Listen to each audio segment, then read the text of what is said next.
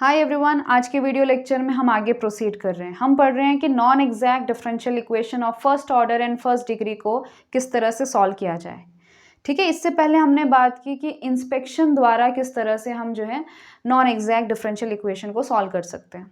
और आज की वीडियो लेक्चर में हम बात करेंगे about homogeneous differential equation of first order and first degree. अब आप ये कहेंगे कि इसको तो हमने ऑलरेडी पढ़ा है, लेकिन हम इसको पढ़ेंगे कि हम इसको जो है एग्जैक्ट करके किस तरह से इसका सॉल्यूशन निकाल सकते हैं। हमें मालूम है कि जो होमोजेनियस डिफरेंशियल इक्वेशन है of first order and first degree, उसको f of y by x, मतलब वो जो d y by d x है, उसको जो है हम function of y by x के रूप में लिख सकते हैं। ठीक है, उसके बाद हम क्या करते हैं, वाई बाई एक्स को वी पुट करते हैं और फिर आगे फर्दर सॉल्व करते हैं। और इसमें हमने क्या करना है कि हमारे पास जो होमोजेनियस डिफरेंशियल इक्वेशन है उसके लिए इंटीग्रेटिंग फैक्टर है 1/mx प्लस ny। इससे मल्टीप्लाई करना है, वो एग्जैक्ट हो जाता है, डायरेक्टली फॉर्मूला लगाना है। ये दो मेथड्स हैं। ठीक है, अब सवाल ये है कि इन दोनों में आसान कौन सा है, ये वाला जो हमने पहले पढ़ा था या फिर ये इंटीग्रेटिंग फैक्टर वाला। ठीक है, और इसका आंसर है कि आपका किस टाइप का एग्जाम्पल है। किसी एग्जाम्पल में जो है इंटीग्रेटिंग फैक्टर बड़ा आसान होता है और बड़ी आसानी से सॉल्व हो जाता है, तो वहाँ पे हम ये मेथड लगाते हैं। कई बार इंटीग्रेटिंग फैक्टर बहुत कॉम्प्लिकेटेड निकल आता है, तो हम चाहते हैं कि हम उसको इससे प्रोसीड करें। सो डिपेंड करता है कि आपका एग्जाम्पल किस तरह से है। ठीक है, तो हम पहले पढ़ेंगे एक छोटा सा थियोरम है कि मान लीजिए m d x plus n d y is equal to 0 जो है एक होमोजीनियस डिफरेंशियल इक्वेशन है, और m x plus n y यानी क्या कि हमने m को x से मल्टीप्लाई करना है, n को y से मल्टीप्लाई करना है। अगर ये नॉन ज़ीरो आता है तब क्या होगा कि 1/mx plus n y is an integrating factor. अब आपको मालूम है कि इंटीग्रेटिंग फैक्टर क्या चीज़ होती है, एक फंक्शन होता है जिससे हम इस डिफरेंशियल इक्वेशन को अगर मल्टीप्लाई करते हैं तो वो एग्जैक्ट बन जाता है। एग्जैक्ट बन जाएगा तो हमारे पास फॉर्मूला है। ठीक है, तो इस थ्योरम एक छोटी सी है, बस इसको प्रूफ कर लेते हैं। तो यहाँ पे करना क्या है, हमने बस रीअरेंजमेंट का थोड़ा सा खेल है। तो m d x plus n d y को किस तरह से लिखा जा सकता है। ठीक है, इसको लिखा जा सकता है m x plus n y into d x upon x plus d y upon y plus m x minus n y into, अभी बीच में माइनस आएगा, d x upon x minus d y upon y. ठीक है, अब आप कहोगे कि ये कहाँ से आया है, ये बस हमने रीअरेंजमेंट की है। जब आप इसको सॉल्व करोगे तो आपको वापस से m d x plus n d y मिलेगा। ठीक है, नहीं मिलेगा क्योंकि हमने इसको जो है 1/2 से भी मल्टीप्लाई करना है। ठीक है, देखिए m x into d x by d x, sorry d x by x क्या होगा, एक्स एक्स खत्म हो जाएगा, एम डी एक्स बचेगा। वैसे ही यहाँ पे भी जो है एम डी एक्स बचेगा, दो एम डी एक्स बच रहे हैं, उसको हमने हाफ से मल्टीप्लाई किया तो एम डी एक्स बचेगा, ये वाली टर्म। उसी तरह से एन डी वाई, यहाँ से हमारे पास क्या बचेगा, वाई वाई कैंसिल हो जाएगा और ये बचेगा आपका एन डी वाई। यहाँ से भी minus into minus plus n d y बचेगा, दो एन डी आई आ जाएंगे और दो से डिवाइड करोगे तो एन डी वाई बचेगा। और जो बाकी की टर्म्स हैं जैसे कि एम एक्स को डी वाई से मल्टीप्लाई करना, एन वाई को डी एक्स से, और उसी तरह से यहाँ पे तो एक प्लस है एक माइनस है, दोनों कैंसिल होकर 0 दे देंगे। ठीक है, अब क्वेश्चन ये है कि हमने ये किया क्यों है वो भी देखते हैं। अच्छा, हमारा मेन एम है कि हमने इसको जो है एक एग्जैक्ट डिफरेंशियल इक्वेशन बनाना है। ठीक है, हम ये डिक्लेयर कर रहे हैं कि जो इंटीग्रेटिंग फैक्टर है वो क्या है, 1/mx प्लस एन वाई है। ये हमने शो करना है। ठीक है, तो हम क्या करते हैं, हमने शो करना है कि ये इंटीग्रेटिंग फैक्टर है, यानी कि अगर मैं इससे जो है इस डिफरेंशियल इक्वेशन को मल्टीप्लाई करती हूँ, किसको, m d x plus n d y से मल्टीप्लाई करती हूँ, तो ये जो टर्म है is equal to some d और अंदर कोई फंक्शन आना चाहिए। ठीक है, यानी कि differentiation of some function of x and y, तो वो क्या हो जाएगा, ये एग्जैक्ट हो जाएगा। बस हमने इसको एग्जैक्ट शो करना है। ठीक है, विच इज इक्वल टू, अब m d x plus n d y यहाँ से क्या है, 1/2 ये तो बाहर लिख लीजिए, आपने इसको क्या कर देना है, mx प्लस एन से डिवाइड कर देना है, ठीक है, इस पूरी वाली टर्म से। तो यहाँ पे देखिए mx प्लस एन है, ये है, ठीक है। अब आप इसको जो है इससे डिवाइड करते हो, आई मीन इससे इसको डिवाइड करते हो, तो यहाँ पे तो बचेगा 1 इंटू ये as it is dx upon x plus dy upon y plus, अब ये कैंसिल नहीं होगा, क्यों, क्योंकि यहाँ पे माइनस है, उधर प्लस है, तो हम इसको एज इट इज रखते हैं, mx n y divide by mx plus n y, और ब्रैकेट के अंदर dx minus x minus dy by y, ठीक है, ये चीज़ हमारे पास आ चुकी है। ओके, अब हम यूज़ करेंगे इस डिफरेंशियल इक्वेशन का होमोजीनियस होने का फ़ायदा, ठीक है। अब देखिए, अगर ये जो है होमोजीनियस है, मतलब ये m और ये n x और y के रूप में होमोजीनियस है, ठीक है, उनके अंदर जो x y का जो भी प्रोडक्ट होगा उसकी डिग्री सेम हो जाएगी दोनों के केस में, क्लियर है। तो थोड़ा सा ध्यान से देखिए कि ये जो पार्ट है ये भी होमोजीनियस होगा, why, because m is homogeneous, n is homogeneous. मान लीजिए m की डिग्री 3 है तो n की भी डिग्री 3 होगी, अगर आप उसको जो है x से मल्टीप्लाई करोगे तो अब इसकी डिग्री कितनी हो जाएगी, 4, क्योंकि आप यहाँ पे y से कर रहे हो तो भी इसकी डिग्री क्या हो जाएगी, 4 हो जाएगी, मतलब ये ओवरऑल 4 मतलब ये भी होमोजीनियस हो जाएगा, उसी रीजन के हिसाब से ये भी होमोजीनियस हो जाएगा, ठीक है। यानी कि mx minus n y upon m x plus n y is homogeneous, ठीक है। तो आप ये कह सकते हो कि since m and n are homogeneous obviously in x and y, this implies कि हमारी जो ये टर्म है mx minus n y divide by mx plus n y is also homogeneous, ठीक है। अगर ये होमोजीनियस है तो इसकी जगह मैं क्या लिख सकती हूँ, ये function of y by x, ठीक है, वही चीज़ हम करेंगे।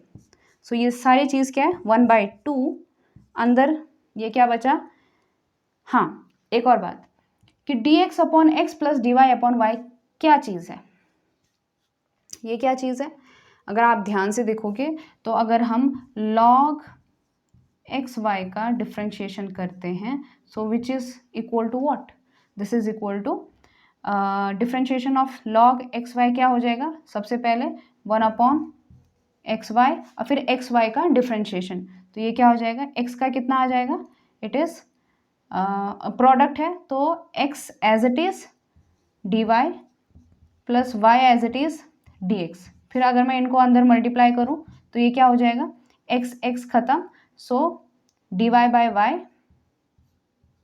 और dx बाय x, यानी कि इस चीज़ को क्या लिखा जा सकता है, differentiation of log x y लिखा जा सकता है, ठीक है।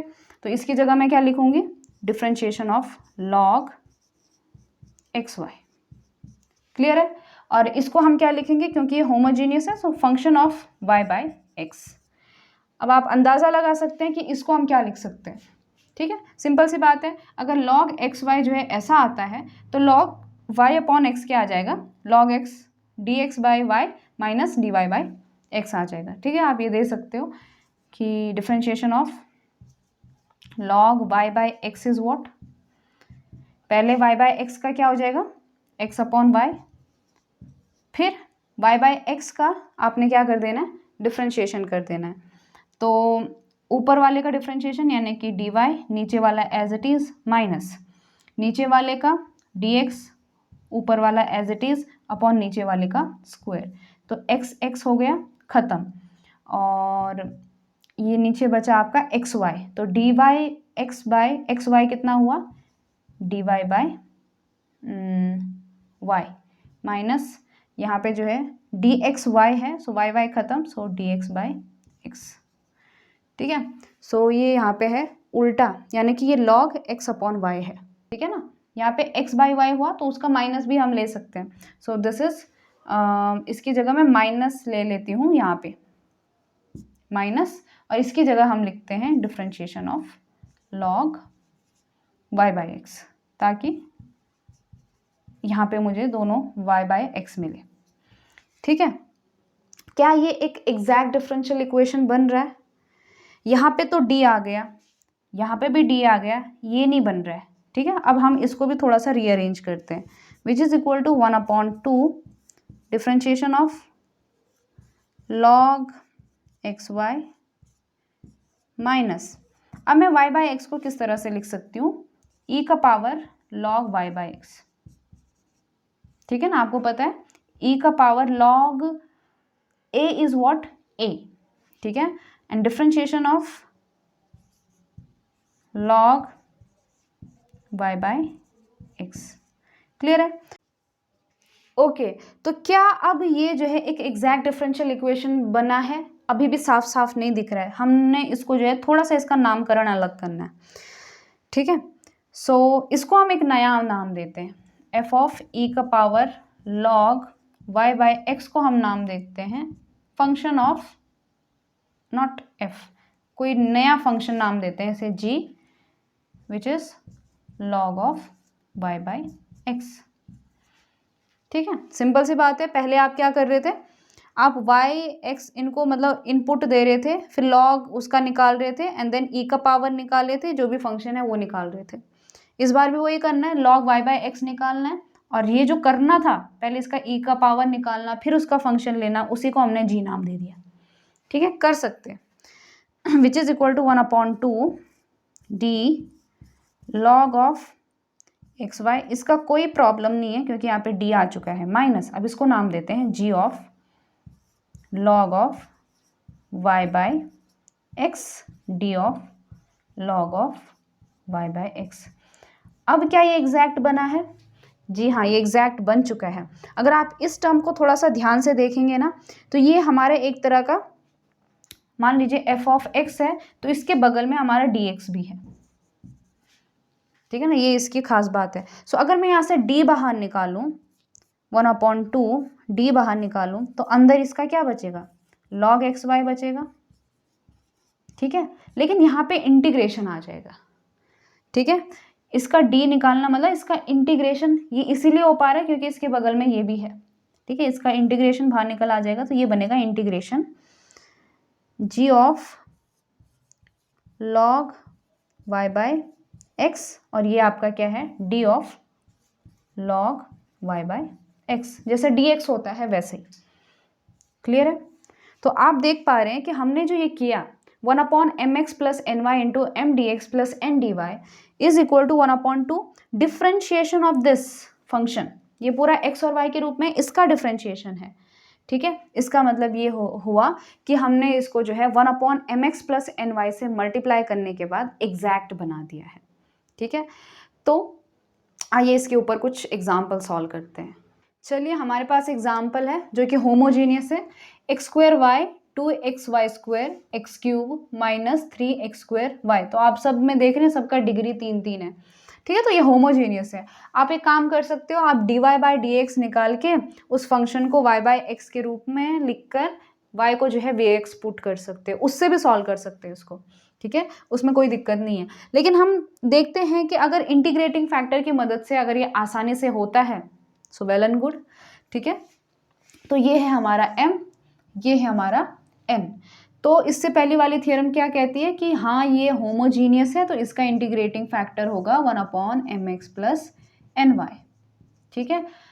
तो what is mx plus n y, what is mx plus n y in this case, पहले वाले को x से मल्टीप्लाई करो, so it is x cube y minus 2x square y square plus n y, इसको अब हाँ n क्या है माइनस है, माइनस एक्स क्यूब को y से मल्टीप्लाई करना है, तो माइनस एक्स क्यूब वाई और minus minus plus plus 3x square y square, ठीक है। अब आप देख रहे हो कि एक्स क्यूब वाई और एक्स क्यूब वाई कैंसिल हो रहे हैं और 3 में से 2 गया 1, यानी कि आपके पास क्या बचा एक्स स्क्वायर वाई स्क्वायर, जो कि एक बहुत ही बढ़िया इंटीग्रेटिंग फैक्टर है, सिंपल है। अब थोड़ा सा आप खुद का दिमाग लगाइए, मान लीजिए ये प्लस होता, ठीक है, ये प्लस होता तो यहाँ पे प्लस आता और यहाँ पे माइनस आता, ठीक है, क्या होना था देखिए, इसने होना था आपका x cube y minus 2x square y square, इसने तो सेम रहना था।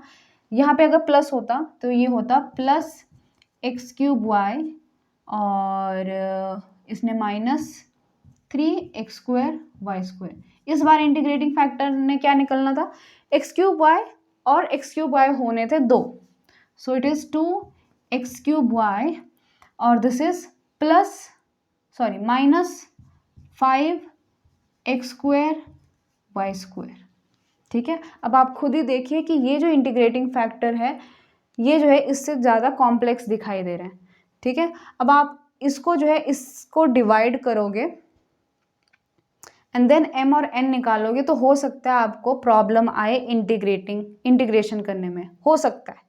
ठीक है, मैं बस प्रेडिक्ट कर रही हूँ। तो अब ये इंटीग्रेटिंग फैक्टर बड़ा आसान दिख रहा है। ठीक है, तो आपके दिमाग में ये क्लिक हो सकता है कि मान लीजिए बड़ा अजीब सा इंटीग्रेटिंग फैक्टर आ रहा है तो आप पुराने वाले मेथड से भी कर सकते हो। ठीक है, लेकिन आप इसको जो है एक बार ज़रूर ट्राई करें। x²y², ओके, अब इसको मल्टीप्लाई करते हैं x²y² से। सो 1/x² y² x²y -2xy² dx। इधर भी करना है इसको, एक काम करते हैं माइनस से अंदर मल्टीप्लाई कर ही लेते हैं। 1/x² y² अंदर है -x³ प्लस 3x² dy = 0। ठीक है, अब ये x² कैंसिल, एक y कैंसिल, नीचे एक y बचता है, so it is 1/y minus यहाँ से जो है y² और y² ख़त्म हो रहे हैं, 2/x बच रहा है into dx plus it is minus एक x कैंसिल हो रहा है तो x/y² है ये जी, ये है प्लस x² ख़त्म और अपॉन में y, x² और y ख़त्म, सो दिस इज dy = 0। ठीक है, आई होप सही है। नाउ मुझे अब ये चेक करने की बिल्कुल ज़रूरत नहीं है, ये हमारा नया m है, ये नया n है। अब मुझे ये चीज़ बिल्कुल चेक करने की ज़रूरत नहीं है कि ये एग्जैक्ट है या नहीं है, क्योंकि अभी हमने थ्योरम देखा है कि अगर ये इसका ये जो x² y² है इसको अगर मैं उल्टा करूँ तो ये इसका इंटीग्रेटिंग फैक्टर बन जाता है और वो एग्जैक्ट हो जाता है। So I don't need to show कि ∂m/∂y = ∂n/∂x, ये चीज़ मुझे करने की ज़रूरत नहीं है। डायरेक्टली क्या लिख देना कि इसका सॉल्यूशन क्या हो गया, ये हो गया है अब एग्जैक्ट बाय थ्योरम और हमने इसका सॉल्यूशन निकालना है। सो इंटीग्रेशन m dx यानी कि 1/y -2/x dx obviously keeping y constant plus integration of वो टर्म्स निकालनी है जिसमें x नहीं है, तो इसमें x नहीं है 3/y में, सो 3/y dy = कांस्टेंट। ठीक है, सो 1/y का कितना हो जाएगा x/y -2/x का हो जाएगा 2 log x और 3 log y = c। ठीक है, आप इसको इतना भी रख सकते हो और आज ज़्यादा करना चाहते हो सो x/y ये हो जाएगा आपका -log x², ये हो जाएगा plus log y³ c, then x/y plus इसको आप क्या लिख सकते हो log y³ x² c, ये भी कर सकते हो। फिर आप जो है x और ये इसको जो है इस साइड भी ले जा सकते हो। ठीक है, फिर आप जो है एंटी लॉग ले सकते हो, सो y³ x² = e⁻c e⁻−x/y, ये भी आप कर सकते हैं। ठीक है, सिंप्लीफाई कीजिए एक आंसर के अकॉर्डिंग। चलिए एक और करते हैं, वो भी बड़ा आसान है। ठीक है, ये है आपका m, ये है आपका n, इसमें डिग्री 3, इसमें भी डिग्री 3 यानी कि एक होमोजेनियस डिफरेंशियल इक्वेशन है। इसका इंटीग्रेटिंग फैक्टर क्या होगा, अभी हमने जो थ्योरम पढ़ा है 1/mx + ny। ठीक है, अब मैं डायरेक्टली लिखूंगी विच इज इक्वल टू 0 आएगा तो देखेंगे क्या होता है। सो mx + ny इस इसको जो है x से मल्टीप्लाई करना है, सो 3x² y² -xy³ और इसको जो है y से मल्टीप्लाई करना है, फिर से माइनस है तो -2x² y² प्लस xy³, ये ख़त्म, फिर से वही इंटीग्रेटिंग फैक्टर, सही है। ठीक है, ओके, अच्छी बात है। सो इसको जो है मल्टीप्लाई करते हैं, किसको, इसके साथ 3xy² minus y cube dx minus 1/x² y² 2x² y minus xy² dy is equal to 0। अब यहाँ से y² ख़त्म, ये बचा 3/x माइनस यहाँ पे y/x², okay, dx minus minus minus plus minus minus x² ख़त्म तो 2/y प्लस 1/x है ना, y² ख़त्म, ठीक है, ये हो गया आपका पूरा dy is equal to 0। Now you don't need to show it is exact, क्योंकि हमने थियरम में किया है। जो काम थियरम में हो जाता है, जो यूनिवर्सली प्रूव्ड है, वो एग्जाम्पल में हम शो नहीं करते। इंटीग्रेशन, लेकिन जो थियरम हम सॉल्व करते हैं उनके स्टेप से हमें पता चलता है कि हाँ भाई इस तरह से हम एग्जाम्पल को सॉल्व कर सकते हैं, इसलिए थियरम्स इंपॉर्टेंट होती हैं। 3/x माइनस y/x² का dx, और इसमें किसमें x का टर्म नहीं है, इसमें नहीं है, तो माइनस भारी ले लेती हूँ मैं, integration 2/y dy is equal to c। ठीक है, ये बना आपका 3 log x, ये बना आपका, ये जाएगा ऊपर यानी कि -2 + 1 यानी कि -1, ये हो जाएगा plus y/x -2 log y is equal to c। अब आपकी मर्जी है, आप इसको जो है आगे सिंप्लीफाई कर सकते हैं। ठीक है, अब देखने वाली बात ये कि ये जो होमोजीनियस प्रॉब्लम है, अगर आप इसको पुराने वाले मेथड से करते तो शायद लंबा पड़ता। ठीक है, क्योंकि आपने वहाँ पे dy/dx निकालना था, फिर xy कॉमन निकाल के y/x के रूप में लिखना था, देन आपको पता है क्या करना है। लेकिन यहाँ पे सिर्फ हमने इंटीग्रेटिंग फैक्टर निकाला, मल्टीप्लाई किया और सॉल्यूशन पे पहुँच गए। ठीक है, तो ये भी इसका एक फ़ायदा है।